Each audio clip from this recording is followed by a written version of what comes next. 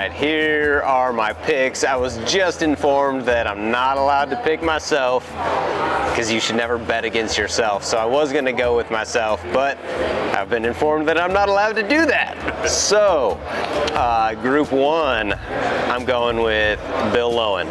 High water. I feel like this suits him well. He finally notched his first Elite Series win this year, so he's got a little bit of momentum. He's in a tough group. Gussie's super good offshore with his electronics. He could find something special here. Obviously, Zaldain's a hometown favorite. He's really good with big fish, big baits, but I'm going Lowen. Group 2. This is a tough one too, because Watley's got the Texas stash. I mean, he's a local. Pipkins I talk to on the water every day, so I know he's been catching them pretty decent. And Heron has won here before, but I'm going with Fighter, our current AOI leader. He has seemed to do no wrong this year, and had a very kind of nonchalant confidence about him this year. I mean, it's pretty hard to bet against him right now, and you know that he's got the skills to do it. He's got the demeanor to do it, but yeah, that's my pick. I'm going Fighter. I'm going Lowen and Fighter, Group 1 and 2.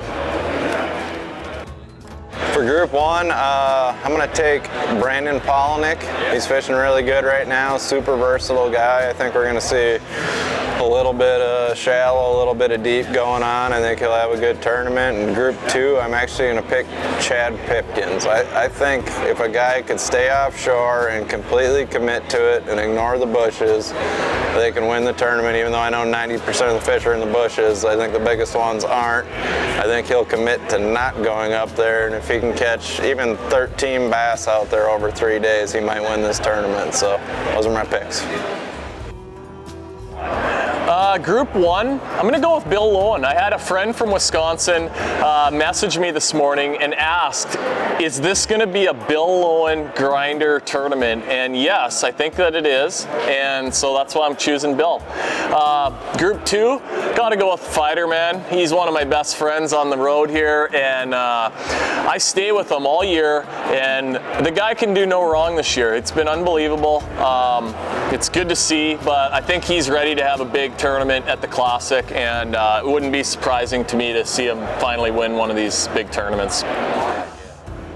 Gotta go with Mr. Big Bait, Chris Zaldain. The guy lives here. I'm sure he's spent more time out here than anybody, and he loves throwing baits that are about, you know, elbow to fist. So Chris Zaldain from Group 1 for sure.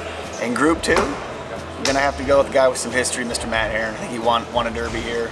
Similar conditions, kind of end of May. You know, water was moving up and down, so he's got some experience here too, knows what's going on, and one of those guys might be able to get it done. We'll see. I'm going to pick Brandon Polinick, and the reason I'm picking Polinick is he performs in clutch situations, and I'm looking for him to do something different and do something that somebody else is not doing. So I definitely pick Polinick for Group 1. Okay. What about Group 2? Group 2, I'm going to go with Matt Heron. I mean, the man's won out here before, so and what's going on this week, I know that Matt's good at it, so I'll pick Matt. If I had to go with one guy from Group 1, I'm going to go with Brandon Polinick. You know, Brandon's been on a roll here the last few years, and he knows how to handle the pressure of the Bassmaster Classic, and look for him to do some amazing things this week. Group 2, I'm going to have to go with Matt Heron, and the reason I'd go with Matt Heron is because him and I are practice partners, and I know what he's doing, and he knows what I'm doing. Oh man, so Group 1 and Group 2, those are tough choices.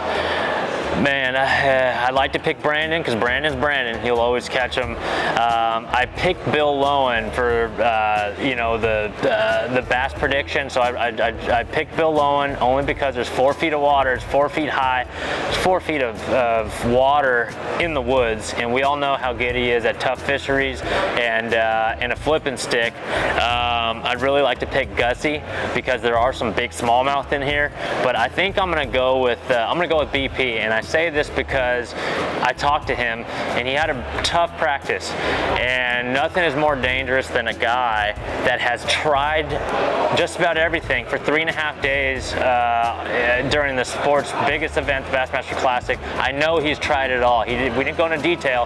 He had a tough practice, but I know he tried it all. That means he's fishing with a free mind. He's going to use his electronics. He's going to use everything to his advantage to catch him when it counts. And he's a closer. He knows how to get it done. So in Group 1, I'll pick Brandon. Those are tough choices. And Group 2 is going to be easy.